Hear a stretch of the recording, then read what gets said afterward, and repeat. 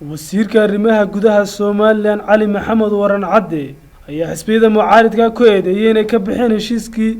ay wada galeen xukuumadda iyo xisbiyada Soomaaliland waa sida uu hadalka u dhigay waxa uu sidoo kale ka difaacay inay xukuumaddu baalmartay heshiiskaasi isagoo halkaasi ka xaadiriyay qaar ka mid ah qodobadii lagu heshiiyay waxa kale oo Cali Maxamed Waran Cadde tilmaamay in xad qarmeedkii Soomaaliland lagu soo dhisay mooyaane aan shir kale la qaban karin arrimaha doorashooyinkana lagu dhamayn doono wada hadal isagoo arrimahan ka hadlaya Cali Maxamed Waran Cadde ayuu yiri qaranka waxaan leeyahay waxba kama jiraan horena waxaan u cadaynay in dawladdu ay diyaar u tahay oo arrinkaas aanu ahayn arrin laga noqday laakiin farsamadiisa iyo sidii sharci loogu bedeli lahaa ama guurtida la isula garan lahaa inuu processkeedu socdo go'aankii golaha guurtidu ee kordhinta muddaxileedka madaxweynaha iyo madaxweyne ku-xigeenka oo sida ay u kordhiyeen ay sharci tahay ayaa lagu heshiiyey oo halkan aan ku hayaa saxeexii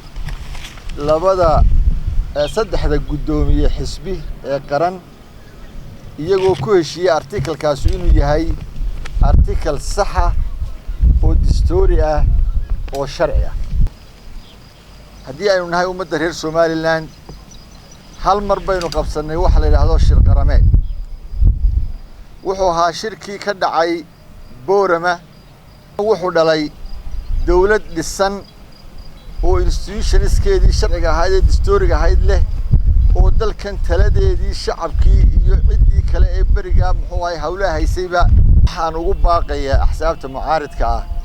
shir kale jiri maayo la kala shiraaye ka jira ee arrinta lagu lafagurayo ee lagu sharciyeynayo ayaan ugu baaqaynaa inay ka soo qayb galaan si processka ama nidaamka lagu gaadhayo ama waqtiga lagu gaadhay sidii loo gaadhay lahaa waqtiga doorashada in iyadoo la wada jiro oo hareeraha laga fadhiyo